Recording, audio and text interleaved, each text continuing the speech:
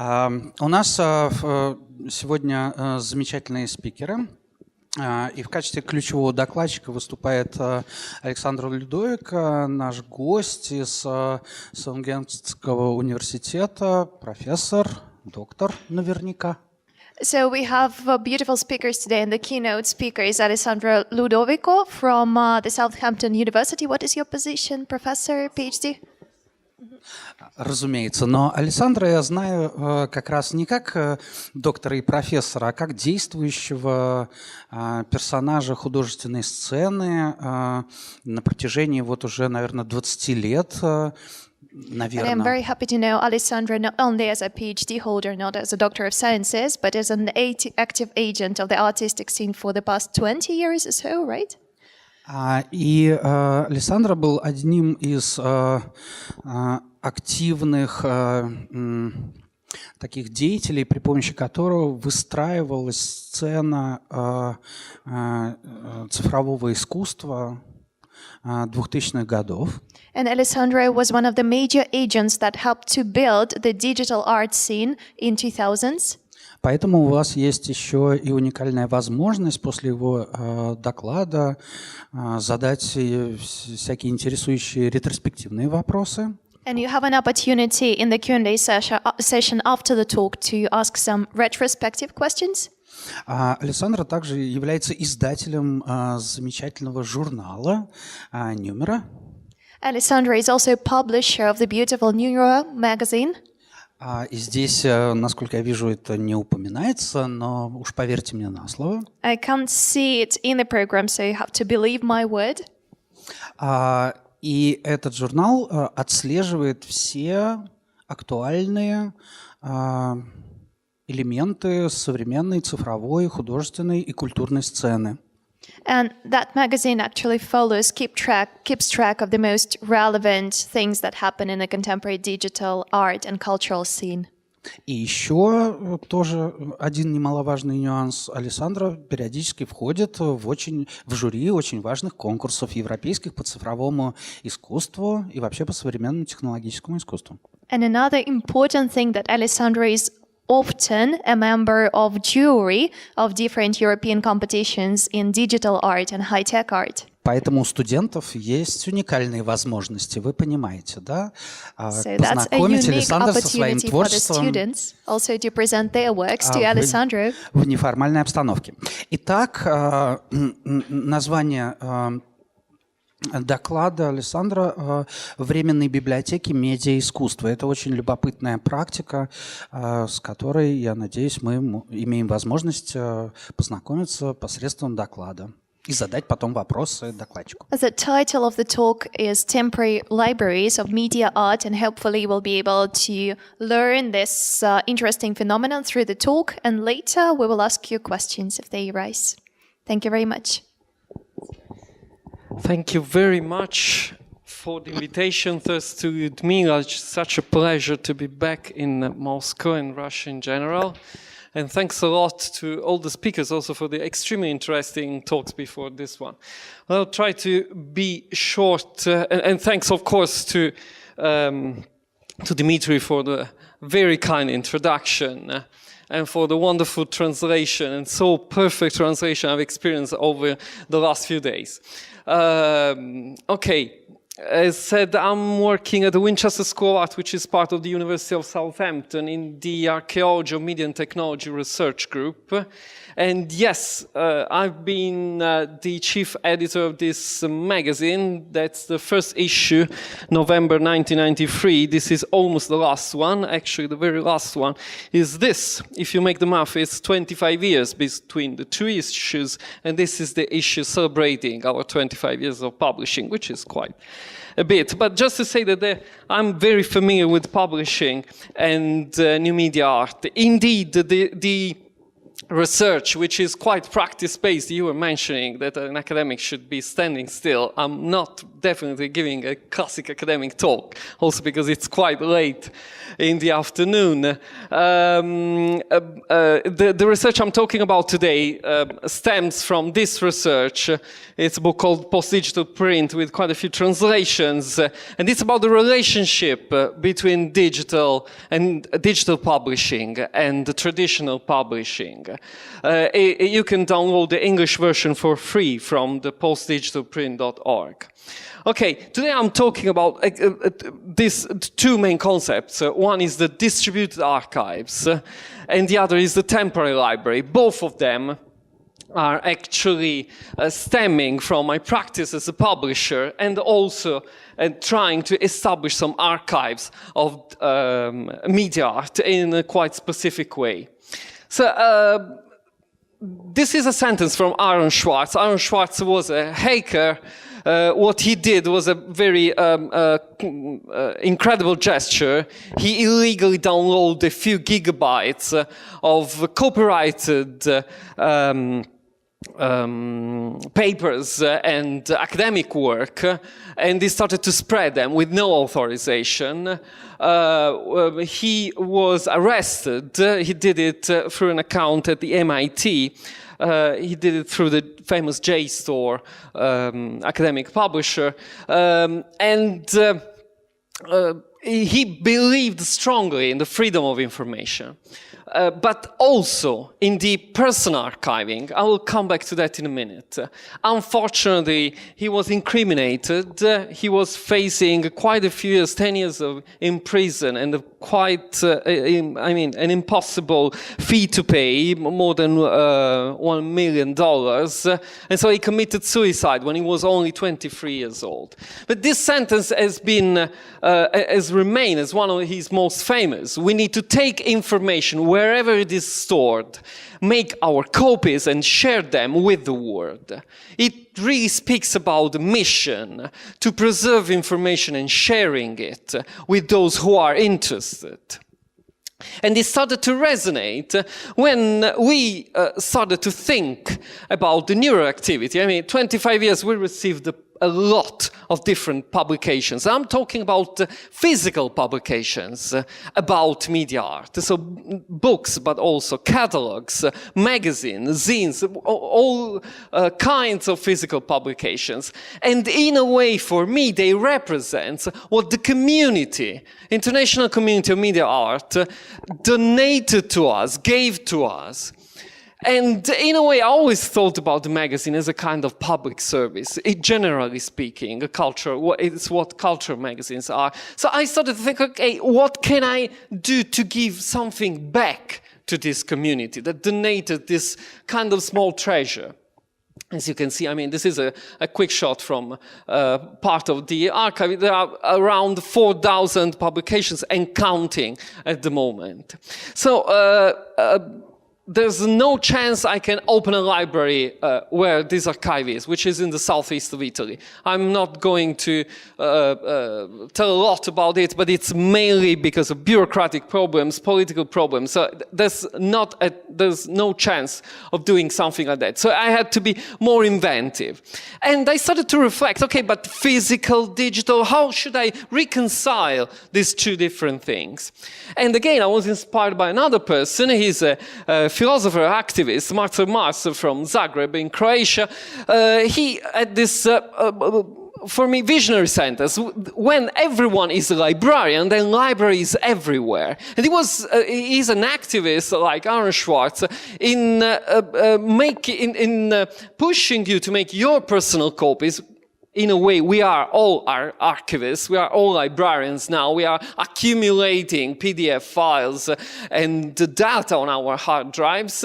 But what he was mentioning is that there's a presence when it's about digital, when everyone starts to take care about a specific chunk of knowledge, then the library, the concept of library can be spread and can break the walls that traditionally a library has.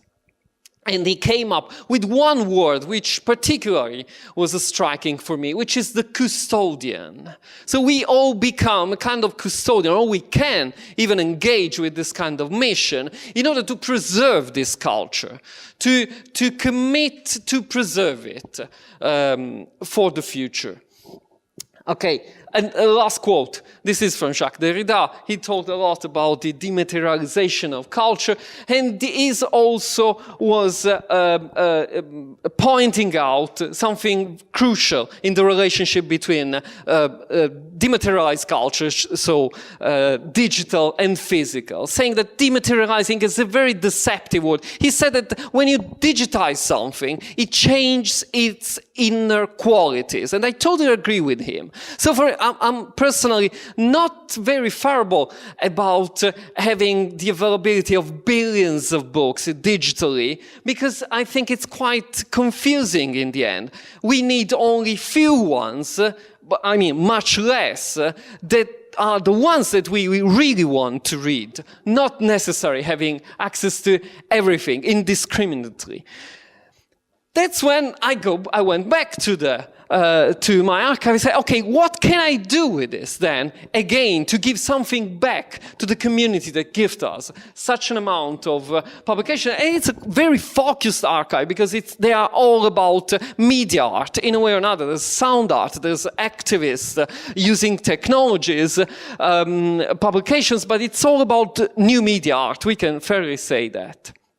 So I started to think, okay, there's one thing that we would, there's one thing to think for a moment about, that NeuroArchive is not the only one.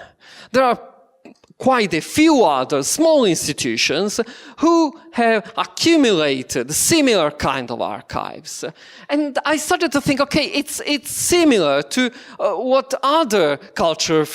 has happened in other culture fields. I personally had a radio show more than 15 years ago in a local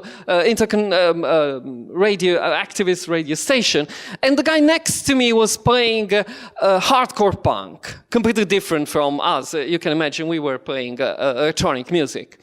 But he has this problem. He has the best possible collection of Italian hardcore punk. And I'm not talking about the records, but especially about the publications. And he was saying, okay, I have this treasure at home.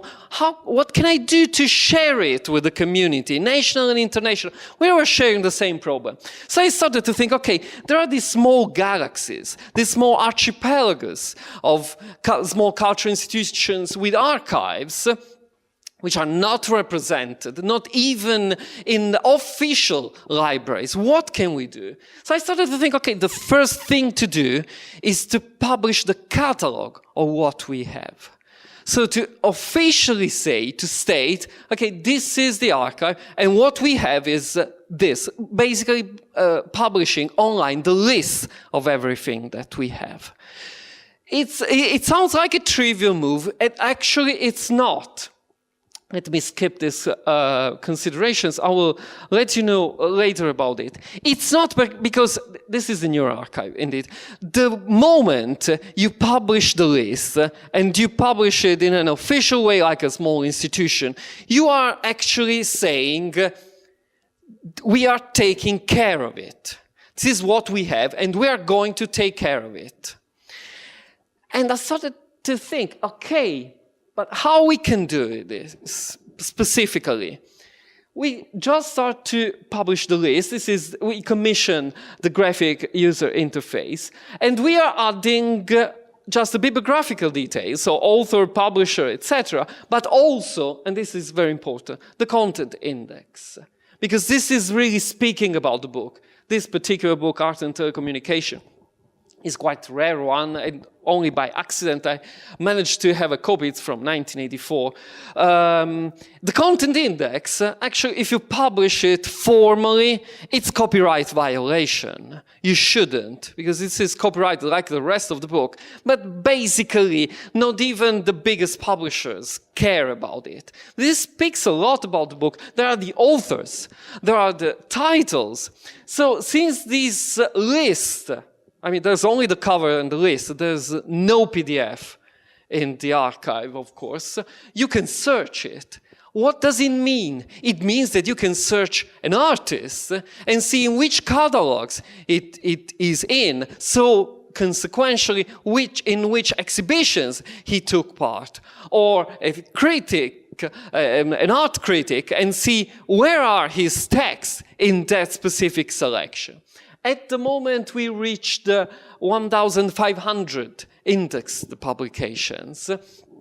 And more than the NeuroArchive, which I think it's already somehow significant, I know that is used by researchers, especially because, again, the catalogs and plenty of less spread publications are not so easy to find, and especially are not indexed in a single way. So it's quite useful to be searched. But the aim is not to have the definitive archive for new media art in a way searchable, but the aim is to solicit other entities to make the same thing. So the whole software that we use, which is the most basic free software and the standard databases, can be freely downloaded and installed on any server, which means that other institutions can do the same. And my aim would be that at some point there will be these islands of culture would emerge and would be searchable altogether, regardless of their own publications or what they preserve, but in a way, again, as a public resource. Okay, this was the first step, actually. But we are going probably over the next year to connect with the first one, which will be an archive in Peru and probably more in the future.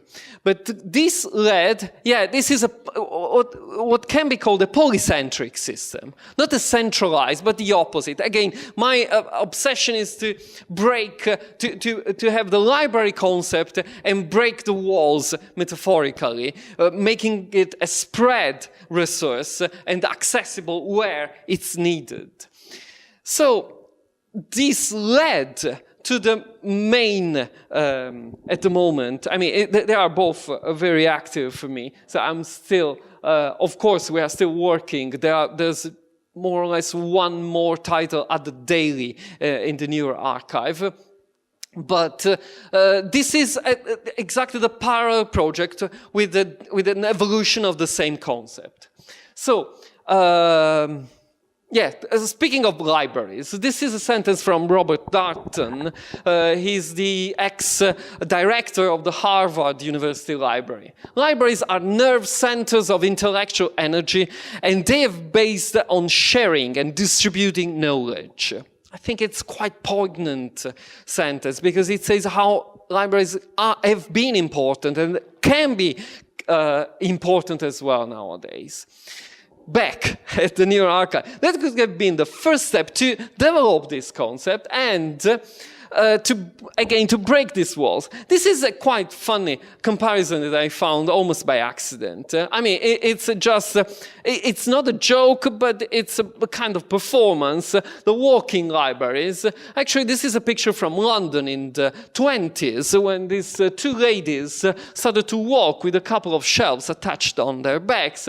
And this is a kind of performance made by two young guys in Amsterdam just a few years ago, but it's exactly the same concept, bringing the books where they are used, where they can be read. Actually, the principle of bringing the books when they are needed, it's not new at all. There's this, we were discussing actually this thing a few days ago. There has been this so-called book mobiles, which were means of transportations that brought books, again, when they were needed. Mostly in rural areas when the kids had no access to libraries. This is a picture from the 30s. You can see the book mobiles, all the books stored here. I mean, we can joke a bit about the fact that the two ladies are having a lot of fun and he's very grumpy. my hint is that since there's ice on the road, maybe he's driving and he's not having that much fun. Anyway, this is a classic bookmobile. Before the cars, there were chariots. After, there were buses. I'm quite convinced that also they were everywhere. This is a different concept also from the 30s. In Hong Kong, there were the so-called street libraries. Instead of paying a card or to ask a card, usually it's free, there were the street libraries when they have plenty of publications and you pay a little bit, really a tiny amount of money just to stay there and read whatever you wanted. So it was meant as and they were private, made by people as an entrepreneurship. I was inspired also by this initiative in 2016, which comes from the mail art movement. I don't know how many of you are familiar with mail art, but very briefly, it's that art movement started in the 70s, very inspired by fluxes, and it's about using, I try to make it very short, they started to use the postal system as their own place to make art. So they were using the postal system, which is, if you want, the first real international network. You can send something through the post from any part of the planet to any other part of the planet, thanks to the agreement between the national postal systems. And they started to make this kind of performances and artifacts, which were traveling all over the world. Well, this was the first year. Of course, they have accumulated archives. And in 2016, they declared that the year of Move Your Archives. What they were doing, those with mail art archives, was to just take them and move them in the street, make them available for a whole day to everybody, or to have two archives to meet in a way. So taking boxes, moving one personal archive to another archive, and started to show each other what they had and discuss the different items, inviting more people. So again, to share it, to move them.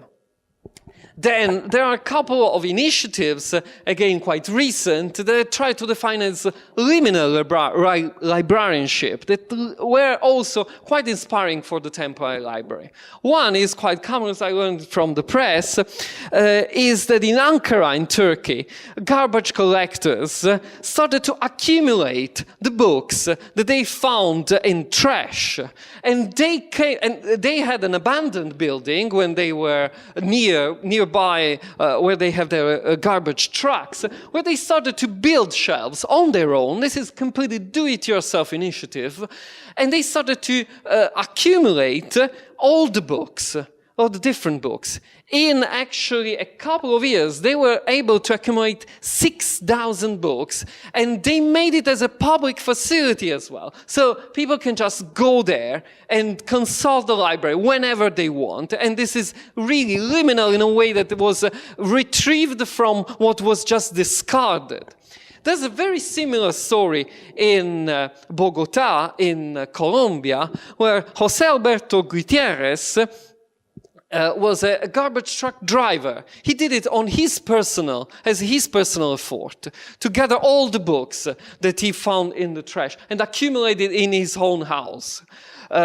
In 20 years, he says he has accumulated 25,000 books. And he has established this La Fuerza de las Palabras, the strand of words, which is an initiative where he donates parts of them to schools or to non-profit initiatives in order to make this culture circulate again somehow.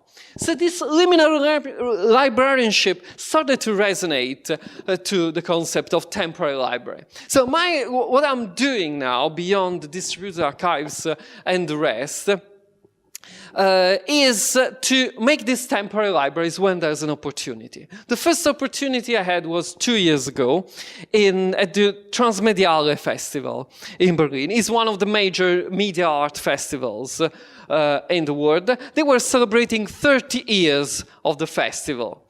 So I offered them to make one temporary library. I will try to explain very briefly how it works. So, in this case, we wanted to make a temporary library about the festival. So, I'm always making them together with somebody. I don't want to make them alone. So I teamed up with Annette Gilbert, who is a historian and scholar of artist book in Berlin. Transmediale is happening in Berlin as well.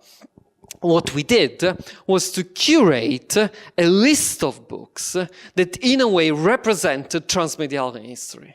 So they were not only, of course, the catalogs of Transmediale Festival, but also catalogs of exhibitions that stemmed in a way from Transmediale, or books that were presented at the festival, or books and magazines that were produced by people who used to work at the festival and in a way created their own entities years after they were part of the festival. So it was trying to represent the impact of the festival on the city in a way.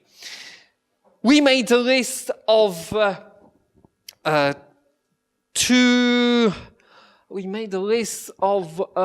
200 books. And this is a project that has usually zero budget. So we made the list, we agreed on the list, and then we started asking for donations of one copy of the books and magazines that we selected. Surprisingly enough, this was the first test, out of 200 requests, we received physically 170, so almost all of them. Then the next step is to make them available during the festival, during, in this case, the 5 days of the festival. They provided the shelves. There was a designer actually designing them. They were quite beautiful. You see, they look more like a showcase than a classic library through the spines. But that was actually turned out to be a crucial good element because people were attracted by the colors of the covers, and it was, I have to say proudly, busy all the time, because it was also because there were plenty of publications that even the people attending the festival haven't seen, small catalogs that they didn't know about. There were also, I asked to have tables and chairs, so people could act like in a library, so they could just sit down and read. Indeed, we also printed a very punkish kind of catalog. So just an A4 with the list of all the books included and who donated them. So that people who could, and that was just obviously for free to take. So if you were interested in one of them, you can ask the donator, which usually was the publisher or the artist or the institution, how can I get a copy of it in order to connect then the producers to the readers. The best moment was actually during the weekend when it started to, the word was spread, was circulating, and we had the students coming. And they were coming and they were just sitting and taking pictures of the pages they were interested in with their mobile phones, in a way using it till the last drop. Okay, but festivals are temporary. Even too much temporary, I would say, because after 5 days it's over. And we accumulated a small selection that we thought was absolutely worth to be kept. And we didn't want to leave it to the festival. So the next step of a temporary library is that after the event, the selection is donated to an institutional, an official library. And that's what we did. We had an agreement with the Universität der Künste, the University of Art in Berlin, and they acquired this temporary library, becoming a resource for them. They were even over-enthusiastic. They even made an exhibition of all these books before starting to cataloging them. The point is that we asked them to catalog them as a special collection. Why? Because, I mean, if it would have been just donated to the institutional, would end to be a temporary one. And we want it to continue to be temporary. Why? So if they catalog it as a special collection, it would be easier to retrieve. And the idea is that if another event, possibly in Germany, would request it temporary for the time of the event, let's say another festival, I don't know, in Munich, for example, or in Frankfurt, they could enter a dialogue. We didn't say you have to send it, because of course there's value, there's a shipping cost, there are quite few problems that needs to be discussed.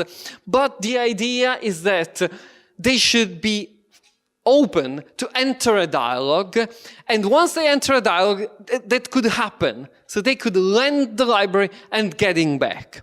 So at the same time, the idea is to first create a stable resource about the topic who is usually mostly overlooked by the official culture and official library system, creating this stable resource from zero budget, and then making it stable on one side, so in a library and reachable, but possibly mobile on the other, temporary, movable on the other, because it can travel to other places where it is needed. Okay, this was the first one. Let me just mention the other three that has been done, because there are very nice dynamics, and then I'm finished. This was just a few months later in Latin America. It was co-curated with Andres Burbano, and it was made during the ICEA conference, was the Temporary of Latin America New Media Art. It was donated to the Universidad de Caldas in Manizales. And yeah, the point is that it's not a one-person thing. It's not, it can be even be ascribed to me personally, because it's a collective experience, and it's activating social processes. That's the aim. The social processes are activating in the very moment that people approach the library. I've seen more than once people starting to just approach each other with the excuse to discuss a book, if they know the one, or if they have it, or if they know more about it. That's why the small library becomes then a social space, more than just an archive. And why the books are donated, I started to ask, because in the Latin American thing, it was even bigger than in Berlin. I think because there's a mutual acknowledgement among the donors. So those who are asked, they know they are not the only one. We are not trying to exploit them, but we are trying to establish a resource. And okay, there's a small anecdote about both the temporary library in Transmediale and the one in Manizales. So in Transmediale, since it's free and it's open, there's people usually taking a look. But in Transmediale, there were some books which were stolen. Actually, 10%, so 17 books were stolen from the library. And I thought, well, big success, actually. It means that we made a very meaningful selection if people risked to be caught trying to steal them. We were lucky enough because the festival offered to cover the buying of these stolen books. In Manizales, in Colombia, only 3 were stolen. And I was telling Andres, we made a bad selection, come on. In Germany, there were 17, and in Colombia, only 3. We did a bad work. Of course, joking, but I mean, that means that there's interest in the selection that we were able to create. And again, it's open, and it has to be. And it's a collective sharing and discovering, possibly in a dialogue. So this small space is meant to create dialogue among the person who are approaching it and to discover publications. So in the selection, we try to find also publication that hasn't been largely distributed. Okay, the third one was in Portugal, was the temporary library of Portuguese New Media Art, was during the XCOX conference co-curated with Luisa Ribas and Miguel Carvalhais. Here we involved the students, and they made a wonderful job having this wood-based panels with holes and pods and shelves with pods. So basically, they could be reconfigured all the time. But with this idea that it could be reconfigured all the time was reflected also in the catalog. Graphic design students, they designed it as a plugin, together with a plugin for WordPress. So basically, every time you print it, it's shuffled. So every time there's a different order of all the books. I found it like a great idea indeed. And so it becomes an experiment that evolves collectively over time. The last one for now, there's another one planned for next year, was in Norwegia, was during the Metamorph Festival, was the temporary album of Norwegian media art, and was co-curated with Zane Zerpinja and Stahl Stensley. Here, also students were involved, but I insisted that before we started, they had a video conference with the students in Lisbon to exchange, to learn what the students in Lisbon have done before. And they were also generous. They passed the code for the plugin for reshuffling the catalog, and they explained their own principles. Then they evolved the library. In this case, it was part of an exhibition, and it has been acquired this time not by an official library, but by an art institution who is going actually to lend it for the first time. Is a temporary library that really finalizes its mission to be lent again this October for an event in Oslo, and it will be expanded during the event with another call. Okay, basically that's it. Yeah, that was an excuse also to use the library to produce art books for the students, and we made a lab for actually 1 week. The forthcoming, it will not be April. It has been delayed by almost 6-8 months, but it will be in a row in Wrocław in Poland, and it will be the temporary library of Polish media art. Basically, that's it. Thank you very much.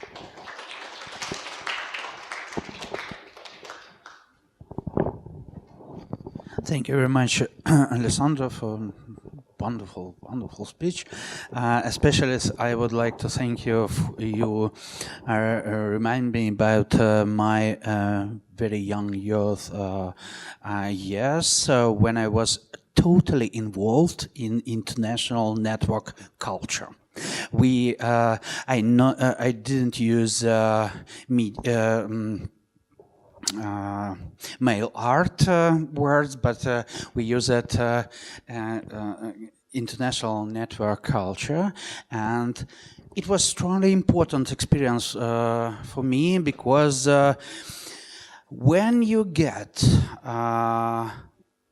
large box with catalogs, books, knowledge directly from, for example, Shoza Shimamoto, the head of Gutai Group, legendary artist. It was fantastic experience. You immediately connect, and an energy connection with such persons. So for me, it was extremely important experience to connect with, for example, pupil of Marinetti. Wonderful, super. This is clear knowledge from first arms. It's from first hands. It's wonderful experience. So if you have a questions, you have a chance. Yeah. Yes.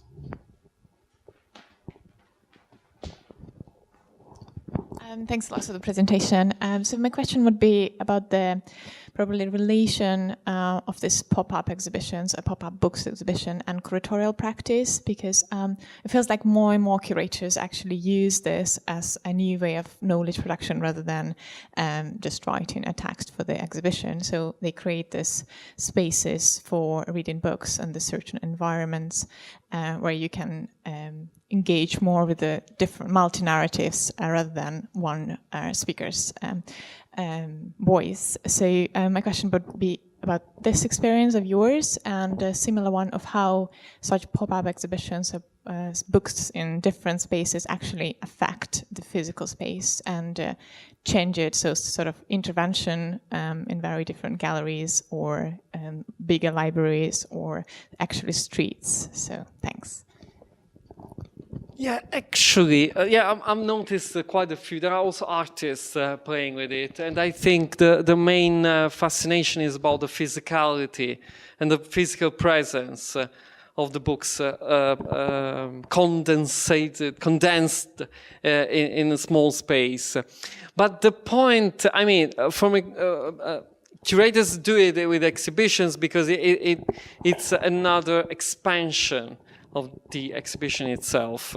Artists do it as a kind of proof of concept, making a small selection. But the whole key point is the selection, actually. And it's crucial because the selection speaks, I mean, it's as the curator's selection of the artworks speaks about which were your intentions, which were how deep you could go in that specific topic, what you were able to discover as well. So curating the selection is crucial. That's also why I always try to do it with somebody else, because of course I don't have the expertise, and I don't even want to have the deep expertise of different territories. But in the dialogue that we establish, sometimes there's something they don't know, and there's usually a lot I don't know. So there's this dialogue that we start to engage with. This is on our level. Then there's the people involved. So the other level is that we ask. So it's not that we have the budget and we buy the books. So we ask people to donate, and we don't ask only publishers, but also artists, also small institutions. So for example, for the Latin American media art, something incredible for me happened, which was that the conference was in Colombia. And you know, Latin America is huge, and the postal system is absolutely unreliable or very expensive. If you ship a book from Buenos Aires to Bogota, it goes to Miami with a courier, it goes to Miami and then back to America, to Latin America, to Bogota. So it was a problem to reach more books, but the funny thing is that some of the people involved started to be enthusiastic about the idea, because they said there's no such a thing in Latin America, and there's a lot that has been produced. And they offered to gather the books. They were attending the conference, and they said, if they ship it to me in the same country, I will bring them to you. I will bring them to the conference. So that's why I said it starts to be a collective project, which is quite different from curators, you know, extending the exhibition with something more. And it starts to be a collective project because they also started to say, but you know about this catalog from 2005 or this production. So they become also, they start to participate also, I mean, to suggest further titles for the selection. Then this collective dimensions is really is really realized in the place where it happens, because it's meant to be a point of attraction. And as I said, the social dynamics that are created there are absolutely meaningful. So we more than curators, we are just, we are curators because we made the selection and we have the last word on the selection. We don't want to include everything. You can imagine that there's people starting to propose books. Can I ship you this one? Would you put it there? Sometimes we are happy to, sometimes they just are different kind of books. They are not related to media, for example, and we have to say no. So this is just to maintain the consistency of the selection. But for the rest, it's more a collective project. And it's collective and it's meant to stay collective and to be available for everybody, because it becomes a public resource afterwards. So that's the main difference, with the classic, more curatorial examples. I'm particularly keen about the fact that, you see, there's almost no money involved in the process. There's generosity on plenty of different angles. I don't want at all to self-aggrandize myself, but I don't want even to be paid for this work, because I'm already paid by my university as part of my research. So I really want to create something, again, to give back to the community that supported the magazine for such a long time, in a way that it can be experienced by them. It's different, you see, from the classic pop-up efforts, which usually last a short amount of time and then you don't even know where they end. It would be nice if this practice of making them more stable would become common practice, actually. Any questions? I think it's a very a wonderful project and a real effort to make collective activity, to something collective happen. But what is the relations between your journal, the journal that you publish? Is there any relationship? With Neural? Yes. Yeah, well, the distributed archive and the temporary library are kind of in parallel. So, of course, they are benefiting each other, because I can learn about more publications through the temporary library that can be donated also for the Neural Archive. For the magazine, in a way, we have this website, which is the Neural Archive, which is supporting, as a presence, the magazine as well. And with the new graphic design, we have monothematic issues. And on the inner cover, the left inner cover, we publish a selection from the archive of publications that are connected with the topic that we discuss in the magazine. So it's all related in a way, because it's the same scene.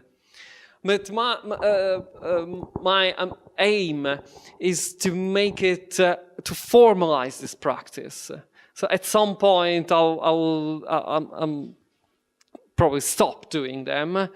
But I would love to make a kind of manual, how to make a temporary library from zero to the final steps, in order to facilitate also other scenes. Because my main motivation of doing it is that the new media art has always been snubbed by the contemporary art world. Snubbed in terms that has always been, quite overlooked, to say the least.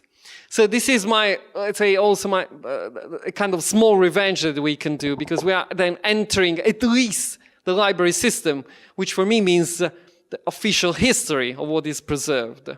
So we are sneaking into it, and then with these donations we start to be represented, at least in the history libraries, because there are also museum libraries and such. But the aim is to create a tool that can be then used in whatever. It could be punk, could be experimental theater, but could be a kind of, more than a tool, a kind of small methodology. That's the aim. And the connection with the magazine is that, the magazine is the publishing practice, but after 25 years it's also a kind of archive in itself altogether. And these are the mutual acknowledgement to what has been published by others in return. Any questions? If you have no questions, let me to invite our next speaker, Inge.